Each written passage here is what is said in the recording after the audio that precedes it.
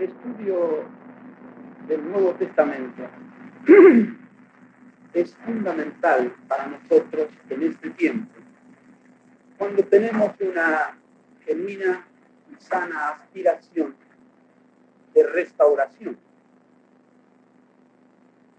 No somos buscadores de novedades, ni tampoco innovadores. No estamos buscando cambios porque el cambio es alguna virtud en sí misma, sino estamos queriendo que la Iglesia vuelva y que volvamos a los principios del Nuevo Testamento. Amén. Nos damos cuenta, no es difícil darse cuenta, que a través de los siglos la Iglesia se ha ido lentamente desviando de aquellos principios, de aquellas enseñanzas, de la práctica, del funcionamiento de la Iglesia del primer siglo que Cristo estableció con tanta claridad y eficacia. Y estamos inmersos en estos días en una cristiandad que está padeciendo de todo tipo de cosas, pero dentro de la cristiandad hay hombres y mujeres que aman a Dios y quieren volver a los principios del Nuevo Testamento. ¿Amén? En esta inquietud, en esta búsqueda, es para nosotros fundamental el estudio del Nuevo Testamento, la lectura, la meditación, la oración, la reflexión, el diálogo, el compartir, el dar y recibir, y volver otra vez a las Escrituras, y volver otra vez a estudiar, y volver otra vez a revisar, y de esa forma creo que el Señor nos va a ir guiando en la restauración y en el redescubrimiento de las antiguas verdades y en la restauración espiritual que la Iglesia primitiva tenía y que hemos perdido, pero el Señor promete que vamos a recuperar. Amén. Yo creo que la gloria postrera de su casa va a ser mayor que la primera. Bueno, en ese contexto y con esta introducción, quisiera que hoy y mañana, en el periodo que nos toca, podamos estudiar juntos,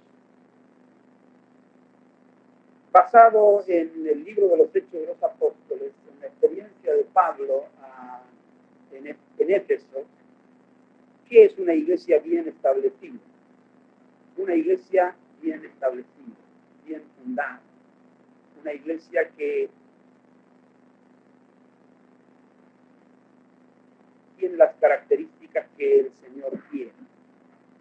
El apóstol Pablo, en su obra apostólica, como apóstol y siervo del Señor, fundó muchas obras, muchas iglesias en distintas ciudades, pero uno de los lugares donde más tiempo estuvo fue en la ciudad de Éfeso.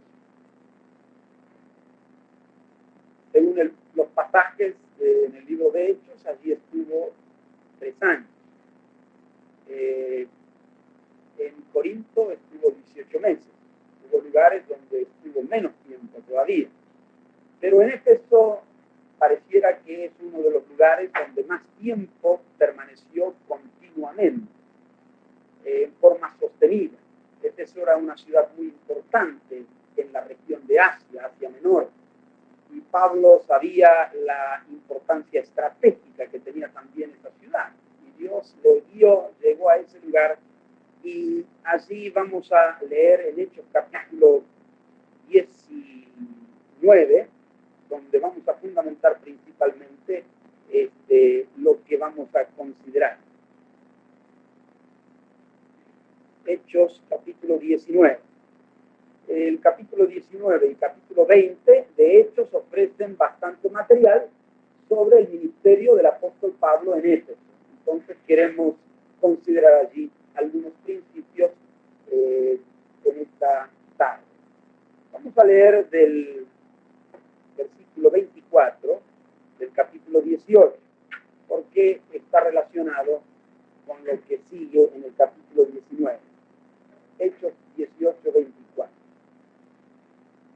Llegó entonces a Éfeso un judío llamado Apolos, natural de Alejandría, varón elocuente poderoso en las Escrituras, que había sido instruido en el camino del Señor, y siendo de espíritu fervoroso, hablaba y enseñaba diligentemente lo concerniente al Señor, aunque solamente conocía el bautismo de Juan. Y comenzó a hablar con denuedo en la sinagoga, pero cuando le oyeron Priscila y Aquila, le tomaron aparte y le expusieron más exactamente el camino de Dios. Y queriendo él pasar a Acaya, los hermanos le animaron y escribieron a los discípulos que le recibiesen, y llegado él allá fue de gran provecho a los que por la gracia de Dios habían creído, porque con gran vehemencia refutaba públicamente a los judíos, demostrando por las Escrituras que Jesús era el Cristo. Aconteció que entre tanto que Apolos estaba en Corinto, Pablo, después de recorrer las regiones superiores, vino a Éfeso, y hallando a ciertos discípulos les dijo: ¿recibisteis el Espíritu Santo cuando creísteis? Y ellos le dijeron: ni siquiera hemos oído si hay Espíritu Santo. Entonces dijo: ¿en qué pues fuisteis bautizados? Ellos dijeron: en el mar. Dijo Pablo: Juan bautizó con bautismo de arrepentimiento, diciendo al pueblo que creyesen en aquel que vendría después de él, esto es, en Jesús el Cristo.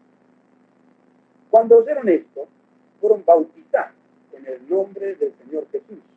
Y habiéndoles impuesto Pablo las manos, vino sobre ellos el Espíritu Santo, y hablaban en lenguas y profetizaban. Eran por todos unos 12 hombres. La primera cosa que quiero indicar como un principio para una iglesia bien establecida, que una iglesia bien establecida es aquella que está bien iniciada. Bien iniciada. Quizás pocos podemos anotarnos aquí y decir: bueno, mi iglesia fue bien iniciada, porque estamos en un tiempo de restauración, pero los principios que encontramos aquí es lo que tenemos que restablecer, le tenemos que establecer para tener una iglesia como el Señor quiere. Tiene que tener un buen principio, un buen inicio, un buen fundamento. Lo que empezamos es muy importante en lo que va a seguir después. Cuando van a construir un edificio, los ingenieros, los arquitectos ponen mucha atención en los cálculos, en las bases. Dan mucha atención porque todo el edificio se va a sustentar por lo que se inicia. Apolos, un hombre muy fervoroso en espíritu, conocedor de las Escrituras, natural de Alejandría, había recibido el conocimiento del Señor parcialmente. Eso me hace acordar a mí, que recibí el conocimiento del Señor parcialmente, según lo que me habían enseñado mis padres o los que me precedieron en el Evangelio. Y con mucho fervor él predicaba la palabra, predicaba del Señor y hacía obra. Pero cuando Aquila y Priscila lo encontraron, le escucharon, vieron este lindo hermano, pero que todavía no tenía un conocimiento pleno del Señor, y entonces en vez de discutir con él, en vez de contradecirle, en vez de decirle cosas negativas, se arrimaron a él, le mostraron cariño, le mostraron amor, se abrieron a él y él también se abrió a ellos, así que ellos le expusieron más exactamente el camino del Señor, le completaron la visión que Apolos no tenía, y Apolos continuó sirviendo al Señor ahora con un ajuste en su ministerio muy importante. Pero lo que ya había sembrado deficientemente en Éfeso, la cosa continuaba. Así que Pablo llega a Éfeso y encuentra 12 discípulos de Apolos, pero semidiscípulos del Señor. Semi porque todavía Apolos no les había dado una visión clara, no era una obra bien iniciada. Pablo parece que notó alguna cosa rara y enseguida les preguntó si habían recibido el Espíritu Santo cuando creyeron. Ellos dijeron: ni siquiera sabemos qué es el Espíritu Santo. Y que fueron bautizados. Así que Pablo, creyendo que le faltaba algo, descubrió que le faltaba más de lo que él creía. Así que tuvo que empezar todo de nuevo. Porque para continuar continuar bien y para llevar la iglesia bien y edificarla bien, hay que empezarse bien. Y Pablo no tuvo reparos de descubrir lo que faltaba, y entonces a estos 12 hombres les tomó y les habló más claramente. Fueron bautizados, pero no era el bautismo en el Señor, era el bautismo de arrepentimiento. Era un lavamiento por confesión de pecados, pero no había una fe puesta en Jesucristo. No habían sido bautizados en la muerte de Cristo y en su resurrección. ¿En qué fuiste bautizado? Porque cuando le dijeron, ni siquiera hemos oído que hay Espíritu Santo, porque en el bautismo por lo menos se anuncia en el nombre del Padre, del Hijo y del Espíritu Santo, según la indicación de Cristo. Ellos no habían escuchado. Así que Pablo tuvo que empezar con ellos desde el principio. Hizo una revisión y vio todo lo que faltaba y puso lo que faltaba debidamente. ¿A qué les guió Pablo? Pablo les guió a 3 experiencias que no deben faltar en la iniciación de la vida de ningún discípulo, de ningún creyente. Primero, a una auténtica conversión mediante la fe en Jesucristo. Segundo, al bautismo en agua. Tercero, al bautismo en el Espíritu Santo. Pablo les predicó como correspondía. Ellos creyeron, se arrepintieron, cambiaron de actitud, fueron bautizados en agua, y Pablo no los dejó allí, sino oró por ellos para que fuesen también llenos del Espíritu Santo.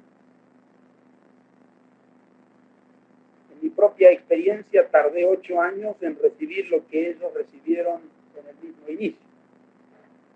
Me convertí a los 15 años, recién a los 17 años me bautizaron, y recién a los 23 años recibí el bautismo del Espíritu Santo.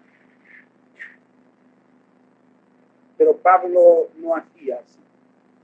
Pablo llevaba a los hermanos en el inicio a estas 3 experiencias. Yo creo que nosotros debemos también entender que una iglesia bien establecida es una iglesia bien iniciada. Pablo oró por ellos, recibieron el Espíritu y hablaban en lenguas y profetizaban. Y creo que esto es un punto de partida elemental. No me voy a detener mucho aquí, voy a seguir, pero sí quiero decir que en cada uno de los grupos donde nosotros estamos ministrando, tenemos que tomar un interés personal para saber que cada uno tiene esta triple experiencia de iniciación: fe y arrepentimiento, realmente un cambio de actitud. Segundo, el bautismo en agua. Y tercero, que han sido llenos del Espíritu Santo. Hablaban en lenguas y profetizaban. Yo creo que más que entrar en discusiones doctrinales y tomar posturas dogmáticas, lo que tenemos que hacer, encuentro yo, es la actitud positiva de Pablo. Pablo era positivo. No tenía un ministerio condenatorio, sino él veía lo que faltaba y a eso les llevaba. Falta algo y a eso les llevaba. ¿Qué le falta? A eso les llevaba. No los dejaba frustrados y condenados. De tal manera que tenemos que ver que cada hermano haya experimentado en forma personal una llenura del Espíritu, no solamente el bautismo en agua. Y tenemos que tener interés en este sentido por cada uno de los hermanos que hayan experimentado eso. Si han recibido la llenura del Espíritu, entonces guiémosle también a los dones del Espíritu. Algunos, al ser bautizados, ya reciben manifestaciones en lenguas o de otra clase, o profecías. Otros no lo reciben en el mismo momento, pero Pablo no toma una postura dogmática y condenatoria. Él dice, yo quisiera que todos hablaseis en lenguas, y nosotros tenemos que decirlo mismo. Y dice más, el que habla en lenguas no se quede con eso, pida en oración poder interpretar. Tenemos que iniciar y guiar a los hermanos a la operación de los dones del Espíritu. Y dice Pablo, todos pueden profetizar, uno por uno, en orden, como corresponde. En Corintios 14 está explicando. Quiere decir que Pablo tiene siempre una actitud positiva. Al que alcanzó algo, no lo deja así, lo lleva más adelante. Al que no alcanzó, no lo condena, sino que lo guía y lo alienta y lo lleva a que pueda experimentar. Yo recuerdo que cuando empezó el Señor a obrar entre nosotros, tuvimos que reevangelizarnos a nosotros mismos. Tuvimos que parar un poco la extensión y decir, bueno, tenemos que terminar de convertirnos. Primero nosotros, luego nuestras familias, luego nuestras congregaciones, y tuvimos que poner nuevamente aquellas cosas que estaban deficientes en nuestra formación. Muy bien. La segunda cosa, una iglesia bien establecida es aquella en la cual el reino de Dios está bien plantado. El reino de Dios está bien implantado. Si no podemos hablar de una iglesia bien establecida. Noten ustedes en el versículo que sigue, versículo 8, dice, y entrando Pablo en la sinagoga habló con denuedo por espacio de 3 meses, discutiendo y persuadiendo acerca de ¿qué? Del reino de Dios. Pero endureciéndose algunos y no creyendo, maldiciendo el camino delante de la multitud, se apartó Pablo de ellos y separó a los discípulos, discutiendo cada día en la escuela de uno llamado Tirano. Así continuó por espacio de 2 años, de manera que todos los que habitaban en Asia, judíos y griegos, oyeron la palabra del Señor Jesús. Y hacía Dios milagros extraordinarios por mano de Pablo, de tal manera que aún se llevaba a los enfermos los paños o delantales de su cuerpo y las enfermedades se iban de ellos y los espíritus malos salían. Vamos al versículo 18. Y muchos de los que habían creído venían confesando y dando cuenta de sus hechos. Asimismo, muchos de los que habían practicado la magia trajeron los libros y los quemaron delante de todos, y hecha la cuenta de su precio hallaron que era 50,000 piezas de plata. Así crecía y prevalecía poderosamente la palabra del Señor. Una iglesia bien establecida es aquella donde el reino está bien plantado. Pablo 3 meses se metió en la sinagoga con los discípulos, tenía estos 12, ahora bien iniciados, y con ellos se va y se mete en la sinagoga. Y allí durante 3 meses, ¿cuál es el tema? El reino de Dios. Primera semana, el reino de Dios. Segunda semana, el reino de Dios. Tercera semana, el reino de Dios, el reino de Dios, y 3 meses. Y no solo 3 meses. Pablo, cuando hace un resumen de su ministerio y de lo que él habló entre los efesios durante 3 años, miremos el capítulo 20, versículo 31. Dice, por tanto, velad acordando que por 3 años, de noche y de día, no he cesado de amonestar con lágrimas a cada uno. Y ahora el versículo 25 dice, y ahora, he aquí, yo sé que ninguno de todos vosotros entre quienes he pasado predicando, ¿qué? El reino de Dios verá más mi rostro. 3 años. He pasado predicando, ¿qué? El reino de Dios. 3 años. Todo es un ministerio. El reino de Dios era el punto de perspectiva desde donde arrancaba todo lo que Pablo ministraba. Todo lo que daba, lo daba desde la perspectiva del reino de Dios. 3 meses en la sinagoga y luego cuando salió, 3 años, de noche y de día. No he cesado de amonestar con lágrimas a cada uno. ¿Y de qué hablaba Pablo? Del reino de Dios. Del reino de Dios. Del reino de Dios. Como dije, me convertí a los 15 años. A los 16 años empecé a predicar. Predicamos 7, 8 años con un grupo de jóvenes en trabajo evangelístico en Buenos Aires y otras ciudades. Hacíamos reuniones al aire libre, recorríamos hospitales, cárceles, no hay plaza en Buenos Aires donde no hemos predicado. En los trenes, en los ómnibus, en todo lugar. 7, 8 años. Luego fui pastor en la congregación que nosotros mismos iniciamos. Estudié 4 años en el Instituto Bíblico de la Alianza Cristiana y Misionera en Buenos Aires. A esa altura ya llevaba muchas horas de predicación y muchos sermones oídos, cientos, no sé cuántos. Nunca había escuchado predicar sobre el reino de Dios. Ni había predicado jamás sobre el reino de Dios. Nunca. Salvo algún estudio bíblico escatológico, aparecía el reino de Dios por allí, para el futuro. Si Pablo 3 años predicaba el reino, y yo en un espacio, puedo decir, de 10 años,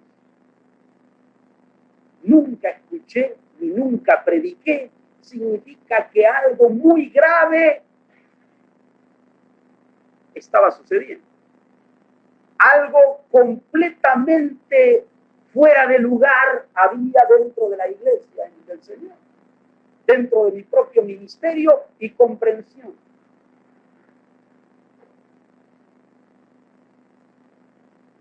Hasta que por la gracia y la misericordia de Dios, nuestros ojos fueron abiertos, como que un velo se rompió y el Espíritu Santo alumbró nuestro entendimiento desde el interior. No sabíamos si llorar,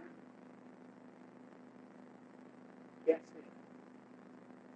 Predicamos tantos años el recado. Nunca el reino. Jesús predicaba el evangelio del reino. Todas las parábolas eran sobre el reino de Dios. Pablo predicaba el reino de Dios. 3 años en Éfeso y en Roma lo encontramos 2 años, termina Hechos 28, hablando Pablo sobre el reino de Dios. Y nosotros nunca. Seria la cosa. Era una mezcla de alegría, de llanto, de arrepentimiento, de regocijo por lo nuevo que estábamos entendiendo y viendo y descubriendo, dolor por haber predicado y enseñado tan deficientemente. Bueno, nos dimos cuenta que los cambios tenían que ser muy importantes. Si alguno no leyó el libro Jesucristo el Señor, no porque yo conozca al autor, pero yo les recomiendo que lo lean, porque es difícil poder decir ahora en los 15 minutos o 20 que me restan todo lo que está en ese libro. Pero ahí está la esencia del cambio, del giro que el Señor hizo. Teníamos que reevangelizar nuestras congregaciones y luego empezar a predicar a otros inconversos el evangelio del reino de Dios. Hoy se predica un evangelio de ofertas, un evangelio sin cruz, un evangelio sin compromiso, un evangelio sin reino, un evangelio sin reino, un evangelio barato y fácil, solo ofreciendo los beneficios que Cristo otorga al pecador sin poner conjuntamente las demandas que Cristo pide de aquel que quiere seguir. Hoy no se evangeliza diciendo niégate a ti mismo, tome tu cruz, lleva tu yugo. Hoy no se evangeliza diciendo el que no renuncia a todo lo que posee no puede ser mi discípulo. Hoy no se evangeliza diciendo el que ama padre y madre más que a mí no es digno de mí. Hoy se evangeliza diciendo quién quiere paz, quién quiere perdón, quién quiere felicidad, quién quiere salvación. No tiene nada que pagar, no tiene ningún compromiso, solo levante la mano, solo crea, ya está todo pago. Eso no es el evangelio. Una media verdad no es verdad. Una media verdad es una mentira. Yo no digo que se ha hecho esto, tampoco yo lo he hecho intencionalmente, por ignorancia. Yo estoy en misericordia, me perdoné. Pero tenemos que seriamente revisar, afinar, corregir nuestro enfoque y nuestro ministerio en este sentido. Pablo en su ministerio en Éfeso tiene se ven allí dos etapas muy claras. Primero la penetración en la sinagoga, pero luego la definición. Porque el evangelio del reino, el mensaje del reino, produce definición. Uno no puede indefinidamente predicar al mismo grupo, si está predicando bien, sin que se produzcan definiciones. Tiene que armarse un lío entre el que quiere y el que no quiere. Tiene que armarse una definición. Y Pablo, después de 3 meses de meter el reino, al principio todo bien, todo contento, pero él no hizo el primer día un llamado, a ver, levanten la mano, ¿quién? No, él sabía que el reino hay que entenderlo bien. No tenía apuro, pero le iba a fondo 3 meses hasta que se produjo la definición. El mensaje del reino de Dios produce definiciones, no simpatizantes. Hoy hay muchos simpatizantes que no se definen. El mensaje del reino de Dios produce, quiero señalarles aquí varias cosas que produce. Tengo aquí anotado 9, voy a mencionarlo rápidamente. Primero, produce definiciones. Segundo, produce discípulos. Discípulos. No simples creyentes, no simples concurrentes, no simples miembros de la congregación. Produce discípulos comprometidos, seguidores de Jesucristo. Yo tenía gente en mi congregación, tenía muchas reuniones, no tenía un solo discípulo porque no predicaba el evangelio del reino. Cuando Dios nos enseñó el reino, empezamos a predicar hasta que toda la congregación se tuvo que transformar en una congregación de discípulos. Y el que no soportaba ese ministerio no pudo estar entre nosotros, tuvo que marcharse. Ahora, si alguien quiere asistir, está bienvenido. Las reuniones públicas no hay ningún problema. Amamos a todos, pero sabemos quiénes son los discípulos, sabemos quiénes son los que han respondido al reino del Señor. Tercero, el evangelio del reino, el mensaje del reino produce vidas transformadas. Aquí habían hombres y mujeres que se convertían en Éfeso, y noten ustedes que Pablo no se mueve de Éfeso, está allí todo el tiempo. Éfeso era una ciudad importante, capital de Asia Menor, esa provincia de Asia, centro comercial, centro de rutas, centro religioso, una ciudad importante, cerca del puerto de Mileto, una ciudad clave en toda aquella comarca. Pablo no se mueve de allí, pero el evangelio del reino produce transformación de vidas, y estos discípulos convertidos que iban y venían a distintos lugares de esa región fueron llevando el evangelio, y la obra se extendió en todo aquel lugar. Dice, toda Asia escuchó, tanto judíos como griegos oyeron la palabra del Señor Jesús, y Pablo no se movió del lugar. La iglesia en Colosas se inició así, y Pablo nunca estuvo en Colosas, por lo menos hasta cuando le escribe la epístola. Fueron sus discípulos que fueron llegando y fueron evangelizando esos lugares. La cuarta cosa es que el evangelio del reino produce milagros y sanidades que el Señor opera, respaldando la palabra predicada. Aquí vemos sanidades, vemos milagros, los demonios eran echados fuera, porque el Señor confirmaba la palabra con milagros y señales que seguían. Quinto,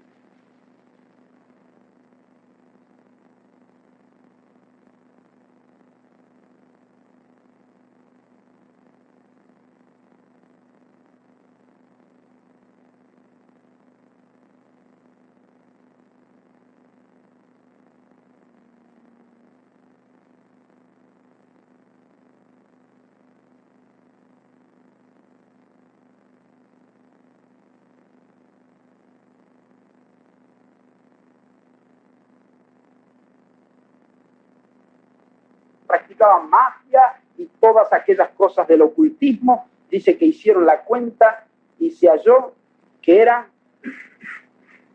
50 1000 piezas de plata. Yo no sé cuánto es, pero me imagino que es mucha plata. 50.000 piezas de plata, así que habrá sido tremendo. Esta hoguera no se apagaba más. Y seguían trayendo y confesando. Era una revolución, una confrontación contra las tinieblas. Supongo que había algo del estilo de Anacondia en el ministerio este. 6. El mensaje del reino produce iglesia. Produce iglesia, en el verdadero sentido de la palabra. Iglesia. En Éfeso había una iglesia. Cuando Pablo se va, después de 3 años, queda establecida una iglesia con ancianos, con pastores. No eran pastores que vinieron de alguna otra ciudad. No lo trajeron de Jerusalén, no lo trajeron de Antioquía. De los discípulos que se habían convertido hacía poco tiempo, en 3 años, ya queda establecida una iglesia. Estudiosos de la Biblia indican que esta iglesia en Éfeso tenía alrededor de 20.000 miembros. Yo no sé cómo hicieron la cuenta, pero ellos entendían, he leído esto, y otros hablan de miles de miembros tenía la iglesia en Éfeso en 3 años. Y si toda Asia escuchó, Asia Menor, pueden ustedes imaginarse que no era una cosa así nomás, pero una iglesia, que era verdadera iglesia, era el pueblo de Dios en aquella ciudad. Y se armó un lío ahí. Era centro religioso. En Éfeso estaba el templo de la diosa Diana. Allí había un tráfico con la religiosidad y los artífices, lo que hacían. Se armó un lío porque los intereses creados fueron afectados. Porque había una iglesia. Número 7. El mensaje del reino produce una iglesia misionera. El reino no termina en los límites de una localidad. Que el reino significa discípulos comprometidos, y esto va llevando, iban por otros lugares y en otros pueblos y ciudades, iban brotando iglesias y comunidades a todo alrededor. Toda Asia escuchó la palabra. Número 8. Produce un crecimiento poderoso. Pero Pablo, ¿qué estás perdiendo el tiempo con 12 hombres? Tú tienes un ministerio tan amplio. Pablo podía operar en todos los dones, podía hacer una campaña de sanidad, podía hacer milagros, podía hacer de todo. ¿Para qué? ¿Para qué? Si no hay primero una base. Primero 12 hombres. Primero 12, bien afirmados. Cuando tenía una base podía avanzar más. Cuando había más, entonces sí podía lanzarse también a un trabajo que el Señor hizo masivo. Había una revolución en la ciudad porque había una iglesia formada por discípulos que podía sostener el crecimiento. Produce crecimiento, un crecimiento poderoso. Y otra cosa que vemos, el mensaje del reino produce finalmente persecución. Somos fieles al mensaje y a la palabra, seguimos adelante, tarde o temprano va a venir la reacción, va a haber persecución. Los que quieren vivir piadosamente en Cristo Jesús padecerán persecución, porque el reino afecta los intereses de Satanás y los intereses de mucha gente que son instrumentos de Satanás. Finalmente se va a armar problemas, va a venir persecución y oposición. Amén.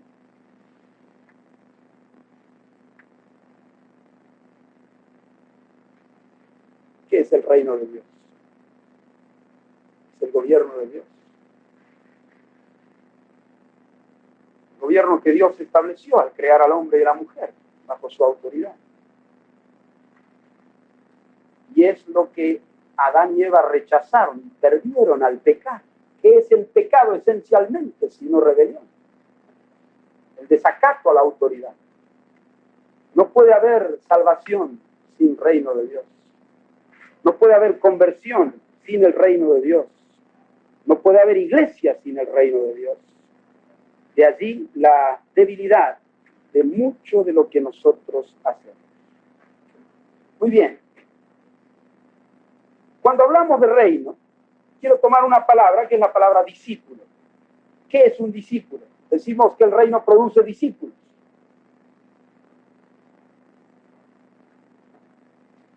Hay varios términos que hoy en día usamos mucho al hablar de los que son del Señor. Usamos el término creyente, el término convertido o su contrario, inconverso. Usamos el término cristiano y hay así distintos términos. Lógico que estos términos son sinónimos en el verdadero sentido de la palabra, pero muchas veces el optar por uno y no por otro está indicando quizás alguna debilidad también. El término creyente aparece en el Nuevo Testamento como un sinónimo de los seguidores de Cristo solo 12 veces. 12 veces. El término cristiano aparece en el Nuevo Testamento 3 veces. 3 veces.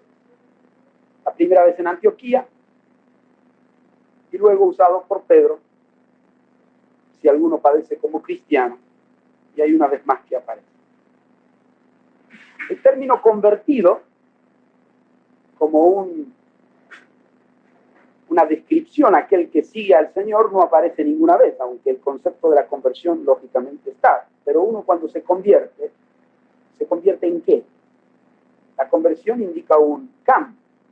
Entonces hay que definir a qué se convirtió. Por eso el término que aparece más en el Nuevo Testamento es el término discípulo, que aparece 250 veces. 250 veces. Y es importante aquí hacer una aclaración, porque hay un concepto que yo mismo padecí en un tiempo, de que discípulos eran los 12, y el resto de la gente somos creyentes, convertidos o cristianos. Como que hay... Ahora, los 12, por cierto, tenían un carácter. Ellos no eran solo discípulos, sino eran, ¿qué? Apóstoles. Y muchos inconscientemente aplican el término discípulo a los apóstoles o a aquellos que son pastores u obreros o misioneros, y lo que el Señor pide de los discípulos lo aplican, lo van separando allí. Como que el tren que va al cielo tuviera boleto de 2 clases, primera y segunda.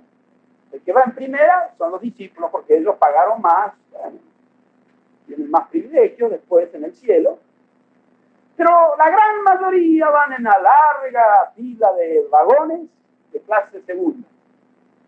Ellos pagan menos, pero total llegan al mismo lugar. ¿Qué problema hay? ¿Cierto? No hace falta preocuparse mucho. Pero eso es un concepto equivocado. Siguiendo con la misma figura, el tren que va al cielo tiene boleto de clase única. El que sube es discípulo. Y si no es discípulo, no es nada. Se tiene que convertir. No existen 2 categorías, unos que son discípulos y otros que todavía no lo son. Los discípulos son discípulos del Señor, se han comprometido con el Señor, han aceptado el reino en sus vidas. No hay 2 categorías de creyentes o de seguidores de Cristo. Hay una sola. Jesús dijo, id y haced discípulos. Y la multitud de los discípulos, hablando de todos aquellos que eran del Señor. ¿Qué es un discípulo? Es una persona que está bajo autoridad. Está sujeto a Jesucristo, el Señor. Es una persona en cuya vida el reino de Dios está en primer lugar. No está preocupado por qué comeremos, qué vestiremos. El reino de Dios está en primer lugar y sabe que todas las demás cosas vendrán por añadidura. Un discípulo es aquel que ama a Cristo más que padre, madre, esposo, esposa, hermanos, hermanas, aún su propia vida. Cristo está en primer lugar en su amor y en su afecto. Un discípulo es aquel que ha renunciado a todo lo que posee porque el que no renuncia a todo lo que posee no puede ser su discípulo. Así que ha renunciado, sabe que todo lo que tiene, en verdad, es del Señor, le pertenece a Él. Un discípulo es aquel que vive para Jesús, no para sí mismo. Pablo dice, ninguno de nosotros vive para sí, ni muere para sí. Si vivimos, para el Señor vivimos. Si morimos, para el Señor morimos. Así que ese es un discípulo, el que vive para Jesús. Un discípulo es aquel que quiere ser como Jesús. Esa es su máxima aspiración. La meta de su vida es ser como Él. Un discípulo quiere ser igual que su maestro.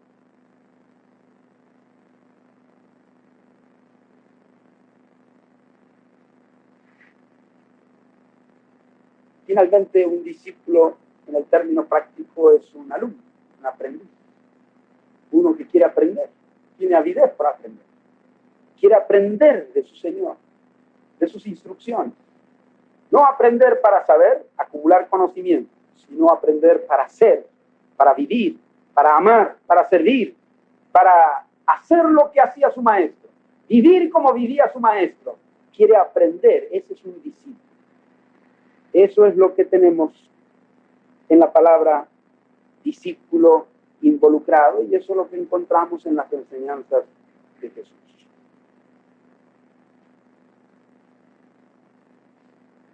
El reino bien implantado. 5 minutos más. Tercer lugar, una iglesia bien establecida es aquella en donde hay un claro ministerio de la palabra en el contexto del discipulado. Un claro ministerio de la palabra en el contexto del discipulado. Pablo enseñaba. 3 años enseñaba. Sanaba, pero enseñaba. Echaba fuera demonios, pero enseñaba. No se descuidaba tras las muchas actividades y otras circunstancias, sino que él estaba volcando un fuerte ministerio de la palabra. Un ministerio claro, un ministerio firme, consecuente, coherente, en el contexto del discipulado. Enseñaba la palabra a discípulos, enseñaba a algunos, luego estos a su vez aprendían de tal manera que ellos podían enseñar a otros, y estos a su vez enseñar a otros. Era el gran secreto o el gran genio de Pablo. Por eso le dice a Timoteo, lo que aprendiste de mí, eso enseña a hombres fieles que sean capaces de enseñar a otros. Noten ustedes la preocupación de Pablo. Él no solo enseñaba, daba conferencias. Él tenía un fuerte ministerio de enseñanza, pero la proyección iba más allá. Él enseñaba a Timoteo y le decía a Timoteo, tienes que enseñar a los que van a enseñar.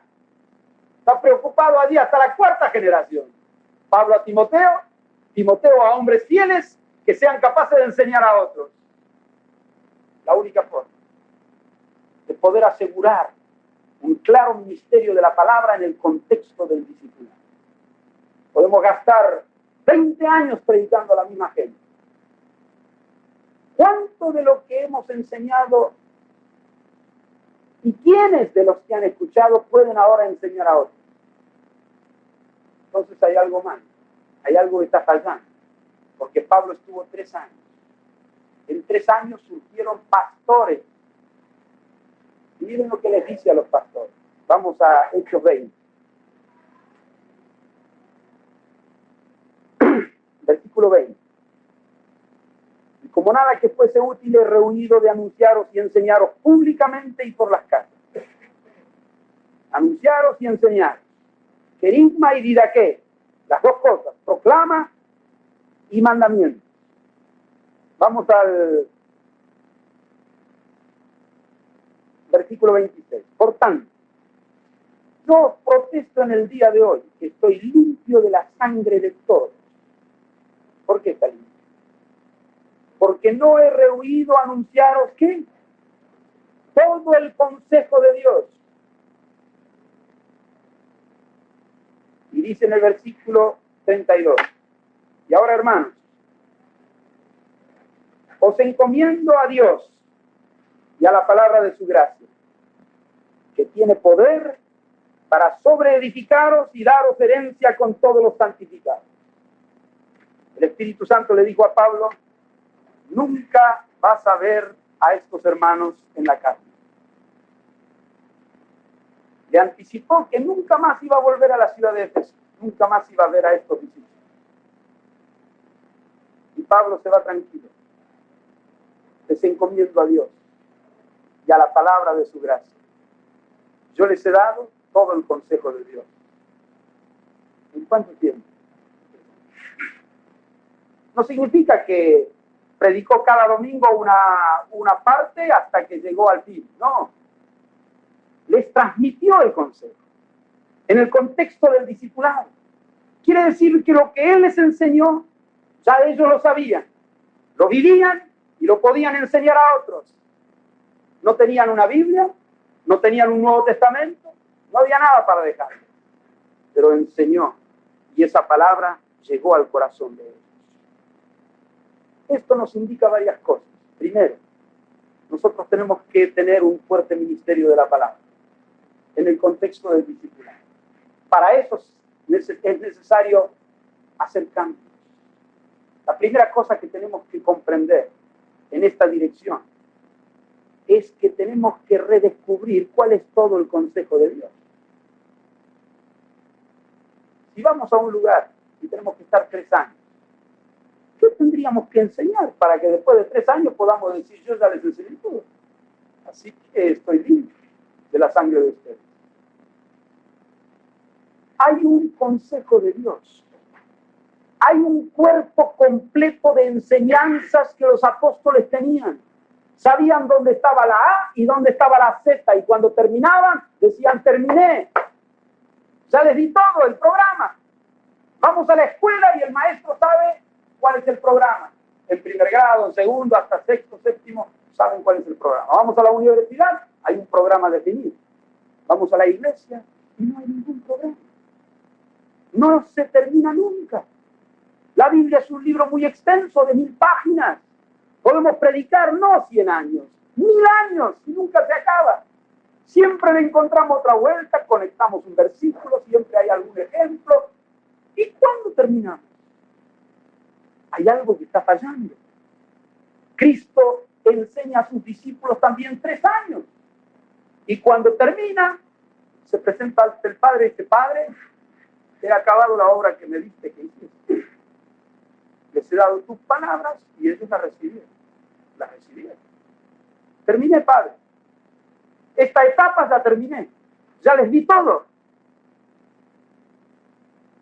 ¿Cuánto bien nos hizo tener que revisar cuál es el consejo de Dios? La Biblia es un libro inspirado por Dios y útil en todas sus partes. Pero Jesús no les dio un curso sobre todos los libros del Antiguo Testamento. Hay algo en ella que tenemos que extraer. Lo que manejaban los apóstoles, lo que manejaba Cristo, es el querigma y la didaqué. Y tenemos que saber que son las verdades y los mandamientos que forman una vida a la imagen de Jesucristo. Y allí está todo el cuerpo completo de enseñanza. Bueno, tengo que terminar. Todo el consejo de Dios. Tenemos que revisar cuál es ese consejo, definirlo y ministrar eso a los discípulos. No es algo complicado, no es algo interminable, es algo concreto, es algo completo. Los discípulos tienen que aprender, lo tienen que vivir, y ellos tienen que aprender a transmitirlo a otros. Y los otros a transmitir a otros.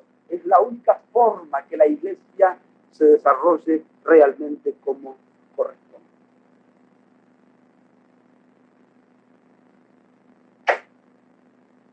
Pablo decía: os he enseñado, en el versículo 20, públicamente y por las casas. También en el versículo 31 que leímos, Pablo decía: he enseñado personalmente a cada uno. Le dice a los pastores, a los presbíteros que él estableció. Les enseñé personalmente a cada uno, de noche y de día, con lágrimas. Así que Pablo no era un hombre solo de púlpito. Él enseñaba públicamente, pero él enseñaba en las casas. La iglesia primitiva hacía discípulos en el marco concreto de una casa, en el contexto de un grupo más íntimo, donde se puede enseñar y puede haber diálogo y puede haber respuesta y se puede preguntar y se puede insistir y se puede seguir. También Pablo sabía el valor de la instrucción personal, de acercarse a uno y decirle, querido, tú eres cabeza del hogar, pero estás siendo muy esfuerzo, tienes que acercar un poco, y acercarse a otro y decirle, querido, tú estás muy top, tienes que tomar más autoridad en tu casa. A uno tenía que decirle, tienes que trabajar un poco menos, porque estás muy agotado al trabajo. Y a otro tenía que decirle, tú estás perezoso, tienes que trabajar un poco más. Es que no se puede formar vida solo con instrucciones generales y enseñanzas generales. Tiene que haber padres, tiene que haber instrucción específica, tiene que haber amor, con lágrimas, tiene que haber esa relación de padre a hijo, tiene que haber un ejemplo encarnado, el ministerio de la palabra en el contexto del discipulado. Es lo que hace que surja una iglesia bien establecida. Gloria sea el nombre del Señor. Pablo tenía fe en la palabra. Os encomiendo a Dios. Pero Dios es un poco, perdonen la palabra, un poco abstracto. No es abstracto, es lo más concreto que hay. Pero en el sentido de que uno dice, te encomiendo a Dios. Sí, pero a la palabra. Defínate. El conocimiento de Dios está definido en la palabra. Al conocer la palabra, conocemos a Dios. Pablo tenía fe en la palabra de su gracia, la cual es poderosa. Yo no soy indispensable, dice Pablo. Yo puedo irme, la iglesia va a seguir bien, porque está la palabra. Ninguno somos indispensables, pero la palabra es indispensable. Ninguno somos eternos. Nos podemos morir, podemos enfermarnos, podemos viajar. El Señor nos puede llevar a otro lugar. ¿Cuántos, cuando sucede eso? Al irse todo, se viene trabajo. Hemos fallado. No hemos transmitido la palabra. No hemos formado vidas con la palabra. Uno puede tener discípulos que están sujetos, vienen y van, hacen lo que le decimos. Mientras estamos nosotros funcionan. La prueba si hicimos bien el discipulado no es mientras estemos con ellos. Cuando no estemos con ellos. Ahí se ve qué es lo que pasa. ¿Qué es lo que hicimos en ese tiempo? Fe en la palabra enseñada. Los hombres pasan. La hierba se seca, la flor se marchita. Así es el hombre. Pero la palabra de Dios permanece para siempre. Amén. La iglesia bien establecida es aquella que tiene un firme ministerio en la palabra, en el contexto del discipulado. Amén. Oremos.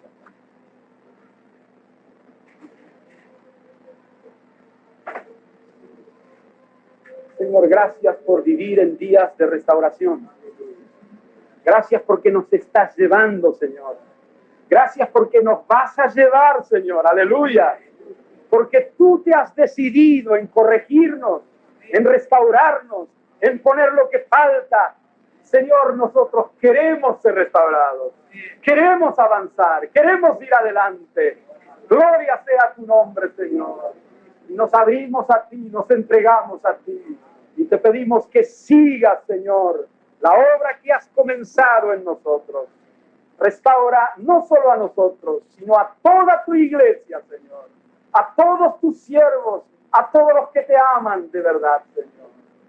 Gloria sea tu nombre. Por Jesucristo. Amén. Vamos a tomar un descanso, pero quiero que hagamos una oración. Yo oré allá adentro por un hermano y hasta ese momento no sabíamos qué había pasado. Pero ahora sabemos, fue llevado al hospital y tuvo un derrame cerebral y está grave. Y es el hermano brigadier de Coyipulli. Vamos a orar al Señor para detener este ataque físico y espiritual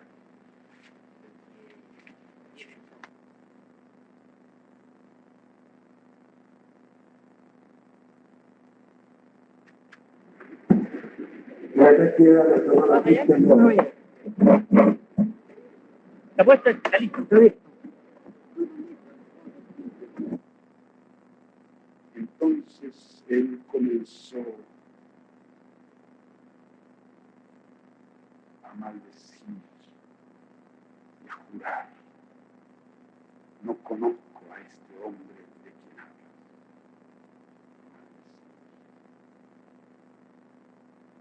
Y el gallo cantó en vez.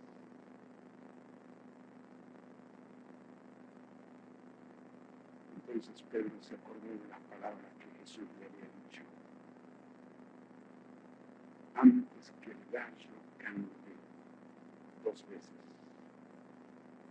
me negarás 3 veces. Y pensando en esto, lloraba. Mateo dice que lloraba amargamente. ¿Por qué negó Pedro al Señor?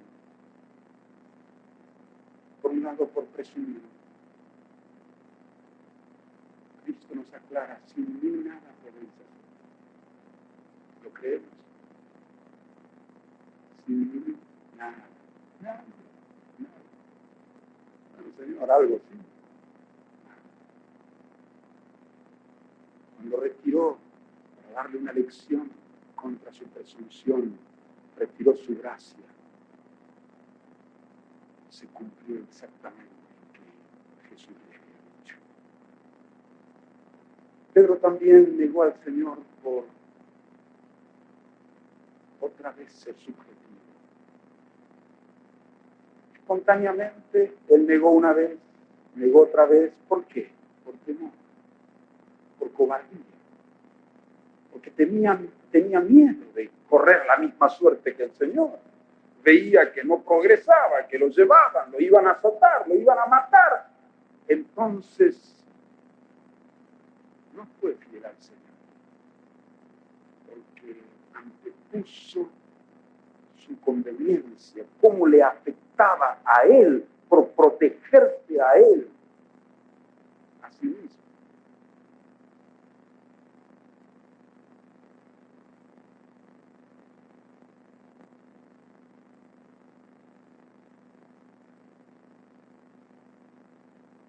Cristo murió.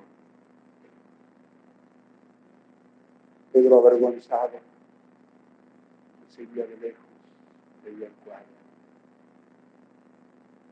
Lo sepultaron junto con la sepultura de Jesús. Pedro estaba sepultando todas sus ambiciones, sus esperanzas, su complejo mesiánico, su presunción. Para Pedro, la muerte de Cristo ya era el fin de todo.